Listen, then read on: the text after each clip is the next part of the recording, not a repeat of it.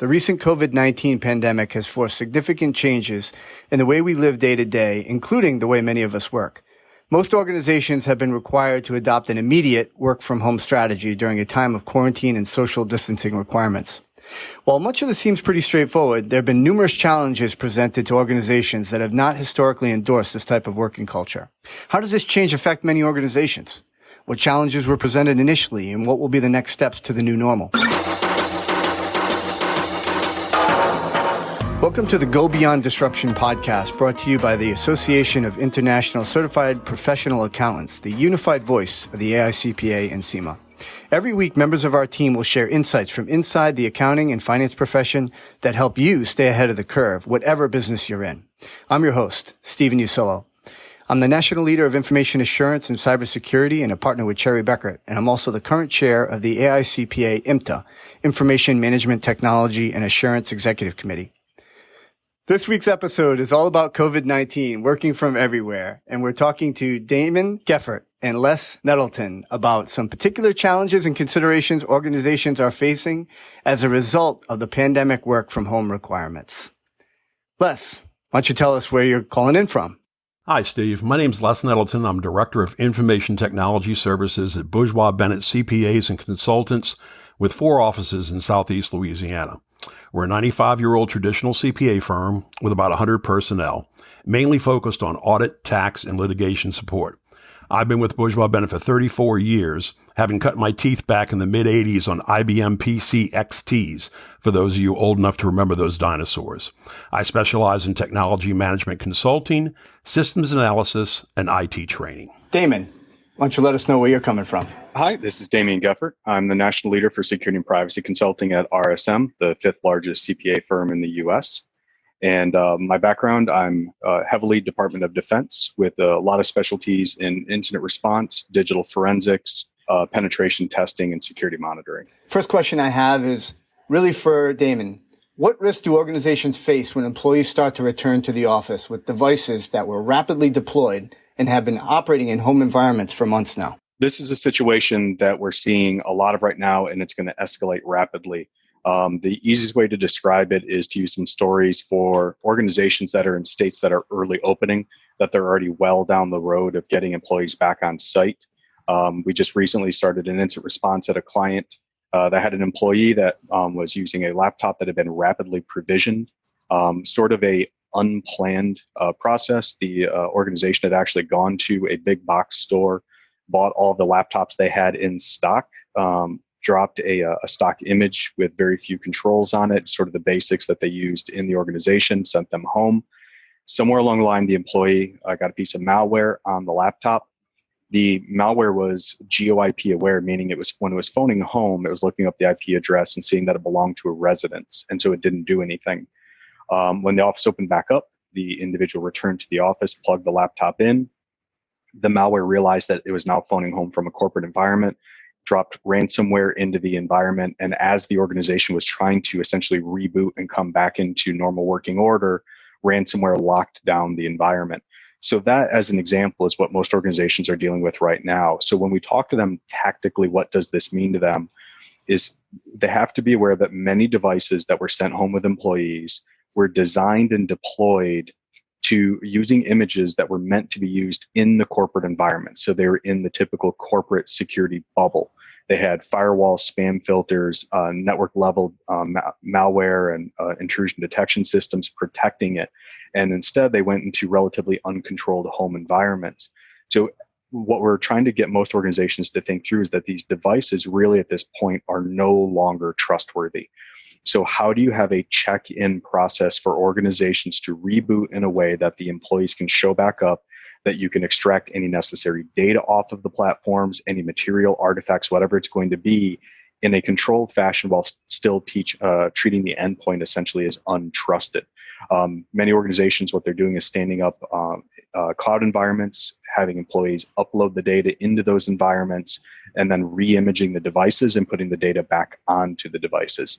The other point there that we'll keep in mind is that as organizations are working in a model that might still require remote work over time, especially those that were provisioned rapidly, in some cases what they had done in emergency fashion or what they're choosing to do now is a little bit around almost a BYOD, bring your own device mindset, where they're allowing employees to install a remote access solution onto their personal devices that can give them some access back into the corporate environment, that they're going to have to make sure that if they are start to retract that they are starting to disable that remote access from non-corporate devices, uncontrolled devices. If there is a need for it, that they are making sure they've re-architected the environment, that those uncontrolled devices can only access certain portions of the environment that are very, very strictly controlled and hardened. That way, if the personal device does become infected, compromised in some way, it does not lead to a broader issue within the environment. And so with that, Les, I'd ask you if you've got anything you'd like to add. Yeah, and Damon, for those companies that allow the use of a home computer to attach to the company network, this is something to consider. Is the company verifying the security on the home computer? We have control over our firm's computers that are remotely attaching to our systems, but when a non-work computer or device attaches, how do we know what the level of security or patching is of that computer? Also, we need to consider that people may have been copying work files to their home computer to work on. Are we testing those files for malware and viruses before we load the files back on our servers? And personally, I think it's imperative that we do run those tests. So Les, how do companies who have decided to work from both home and office handle the concept of purchasing extra technology equipment to allow for a seamless environment between the home office and the corporate office? Well, first, let's try to mimic the office technological environment in the home office for optimal productivity. For example, at my office, I have two 27-inch external monitors in addition to my laptop, giving me 3 monitors. It would be painful for me to simply bring my laptop home and try to work on a single monitor. So I have the exact same setup at home, 2 external monitors along with my laptop monitor. Even the physical setup is the same at home as it is in the office. My 2 external monitors sit on either side of my laptop at both locations. I think mimicking the office setup makes for a fairly seamless transition back and forth from the office. I've even replicated my keyboard and my external mouse, so I don't miss a beat moving between work and home.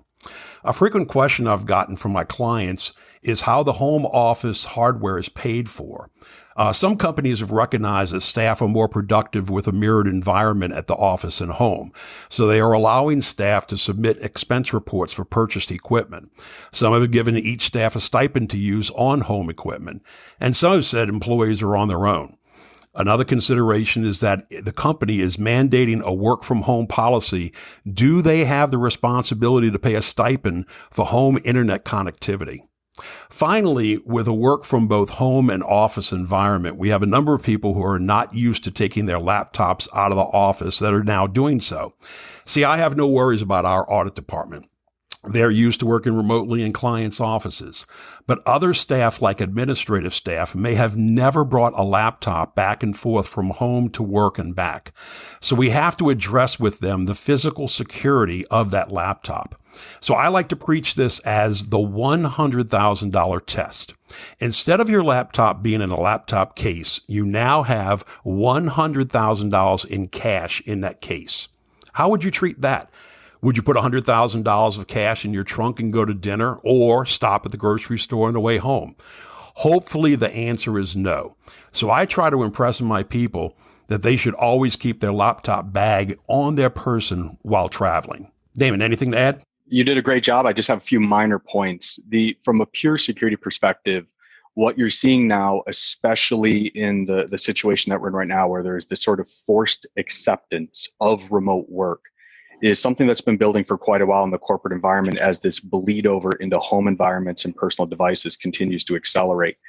You have to push the corporate security controls out as far as possible onto these devices.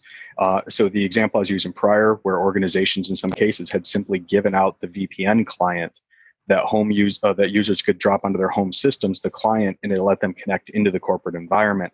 That allows connectivity, but none of the security controls went with it. So what you're seeing now is organizations working with employees to say, if we are going to stay in this remote work, or if you choose to, we have organizations that are polling their employees saying, would you prefer to stay in this model rather than on site, is you can't have your cake and eat it too. If someone says, I want to be remote work and I want to use my personal systems, then what they have to agree to is that you are going to push some security controls onto their personal systems that will give your organization some rights onto those systems. There are a lot of different ways to do this, but what we tend to see is containerization technology that comes with mobile device management, where what it does is it can create essentially a pseudo space on a system that all of your corporate documents, email, connectivity runs through that piece. If it's a personal laptop, say someone wants to use their personal MacBook, if all of a sudden that device is reported as lost, potentially compromised, whatever it might be, the organization has the right to remove the corporate data that's stored in that container off of that device. We also see solutions such as always on VPN, where when the organization pushes something out, whether it's a corporate device or a properly enrolled BYOD, what they would do is they put essentially an agent on the device that the second it gains internet connectivity, it stands up a VPN behind the scenes that routes all traffic through the corporate environment so that it could be analyzed by your spam filters if you have malware gateways or analysis, whatever it might be.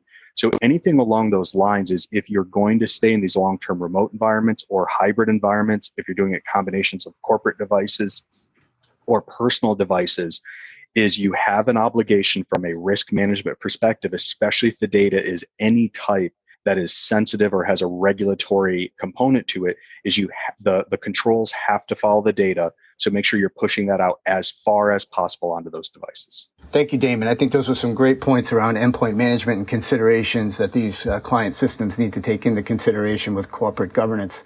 Let's talk a little bit about the governance that we would expect, from the corporate side, secure architecture and things of those lines. So what do you think organizations have to keep in mind to evaluate those environment changes and put something into a place to allow for remote workforce? The main point that you want to keep in mind here is organizations did what they had to do in a very rapidly shifting environment to keep working. And so what we saw was IT teams essentially put to the test to get anything put together, whether it was with chicken wire, Band-Aid, and bubble gum, to get solutions cobbled together for some of these organizations to essentially allow the entire employed workforce to go to remote work.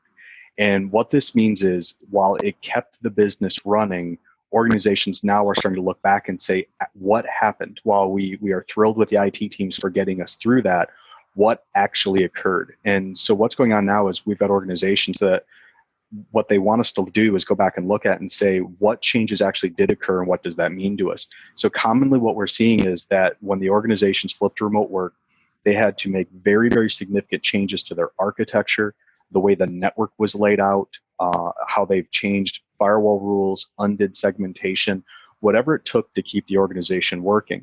But as an example here, we had an organization that was dealing with very, very sensitive data that within the corporate environment, those specific platforms were firewalled off from the rest of the corporate environment.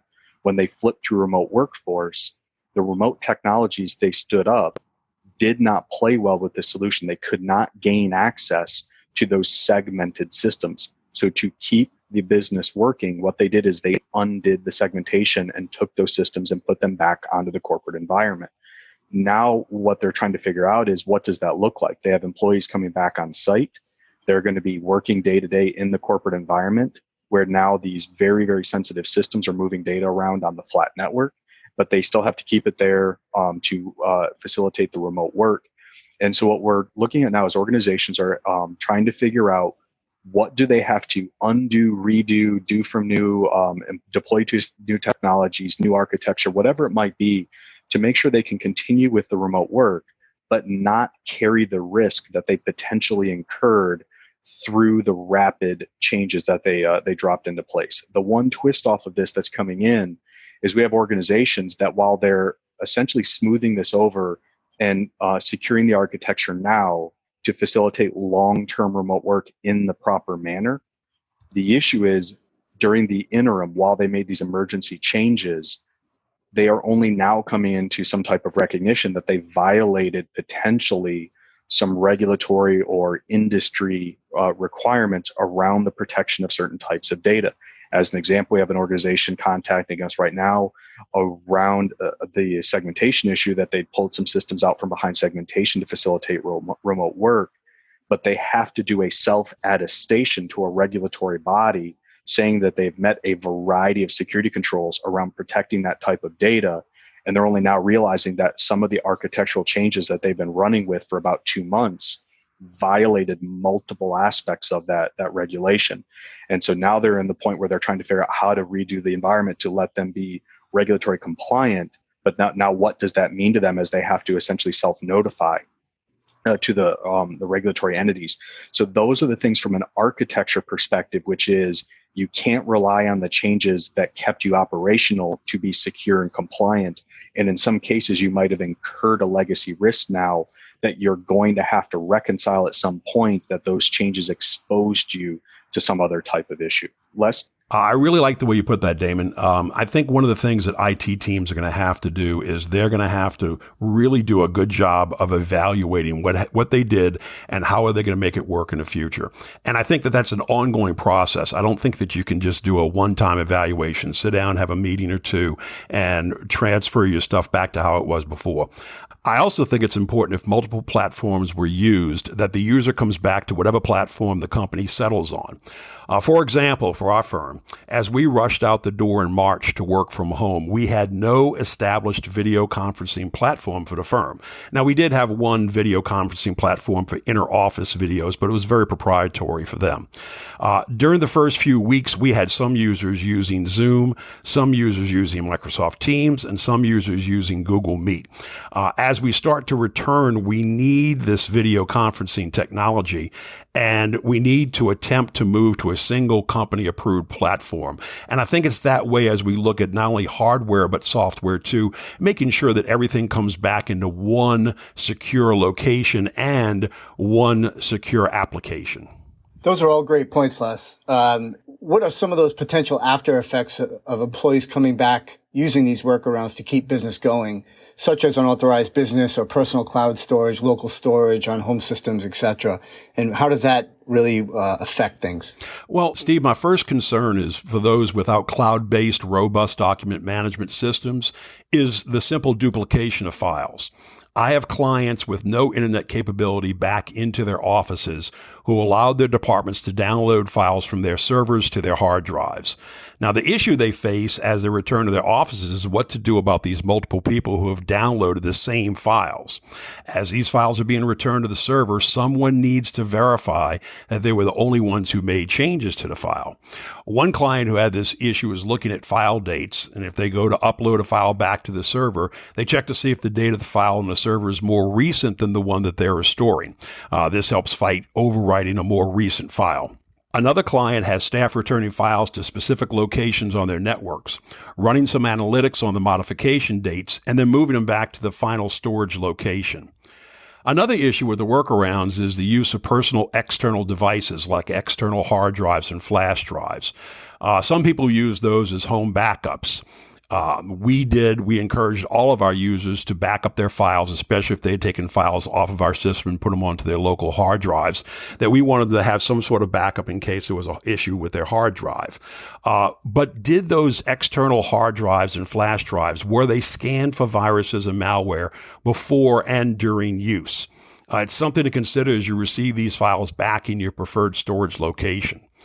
Finally, once the files have been restored to the company storage, are they being deleted from these external devices? You need to be sure your end users are doing this. Also, while remote, some companies used email as a file transfer method. Sometimes we don't have the best email retention and deletion practices being followed. So you have to look at your document retention policy and be sure to apply it to your email. Simply get rid of unnecessary emails on a daily basis. Damon, anything to add there? You guys know me. My background is going to be a little bit more on the war story side, where I try to bring some reality in to demonstrate where this can go bad. Probably the easiest example, again, fairly recent within the last week, is we had an organization that going through the process, the employees trying to do what they needed to do to keep the business working. Several of them went out and were creating unapproved cloud instances by team, whatever worked for them. And so we ended up with stuff on within Google, within Amazon, within Rackspace, within Azure, whatever they needed to do to work for that team. And the organization fairly well considered the process to bring the organization back together, understood this might be a risk, and they'd started through the process to identify all of these unapproved cloud instances and wind them down. The issue is the group that was responsible for it was the IT group, who had also spun up their own unapproved cloud instance and left it out of their own survey. And so this Amazon bucket, for those that don't have the technical background, is essentially just an unallocated blob of storage that you can generally file stuff into for transfer and long-term retention. The IT group had spun up an Amazon bucket, loaded it with an immense amount of customer data to facilitate a large transfer of data that was required as part of a normal business process, essentially forgot it was there, did not harden it. Somebody found it, and it would be difficult to call them a hacker. They essentially just found the storage, copied the entire thing, and then contacted the client and offered to give it back to them for a ransom. And so what this is meant to highlight is the employees in many cases were doing whatever they thought was appropriate to keep the business moving, to keep the lights on. It is going to be very difficult in many ways to convince them that what they did was wrong, because in some cases not doing so would have been the end of the business. So when you're going through and approaching these within the organization and asking about what might have been done, what can we fix it, lead in with this might be the repercussions to the organization if we don't find these, but also make it very, very clear that you're not going to kill the messenger. We just need to know. We just need to find it. We just need to harden it. We just need to clean it up. We just need to get rid of it. But if you don't approach it in the right way, what you might find is some of the employees are going to be very, very hesitant to point out what they did, which means that it's going to sit out there for quite a while in an unknown fashion. Very good. Thank you, Daimon. I think that was excellent. And Les, thank you both. We'll have to leave it there for now. Our show notes will have links to relevant information on some of the concepts we have discussed today. A quick listener note, you can view those show notes really easily. Just click on the episode's info icon in the podcast app on your smartphone or tablet, or open the episode in your computer web browser. You'll find everything right there. There's another website we'd recommend that will help you stay ahead of the curve. Future.aicpa.org has a lot of resources that will directly and indirectly cover some of the content of what we've covered here today. Go there for the latest COVID-19 resources. It's a useful mix of free and paid-for resources, so have a good browse. Thanks again to our guests, and of course, thank you for listening. If you've enjoyed the episode, go tell someone about it. We'd love to hear what you think. We'd also like to hear feedback if you want to contact us via email, and the link is in our show notes. On behalf of the AICPA and CIMA, I'm Steve Ursillo. We'll be back soon with more conversations that help you and your profession to stay current on cybersecurity risk and going beyond disruption. Till then, goodbye, and we'll see you next time. Thanks for listening to this episode of Beyond Disruption, brought to you by the Association of International Certified Professional Accountants. Learn more about today's topic at AICPA-CIMA.com/disruption. This podcast is designed to provide illustrative information with respect to the subject matter covered and does not represent an official opinion or position of the Association of International Certified Professional Accountants or any of its subsidiaries or affiliates. It is provided with the understanding that the association, its affiliates, and subsidiaries are not engaged in rendering legal, accounting, or other professional services. If such advice or expert assistance is required, the services of a competent professional person should be sought. The association, its subsidiaries, and affiliates make no representations, warranties, or guarantees as to and assume no responsibility for the content or application of the material contained herein and expressly disclaim all liability for such damages arising out of the use of, reference to, or reliance on such material.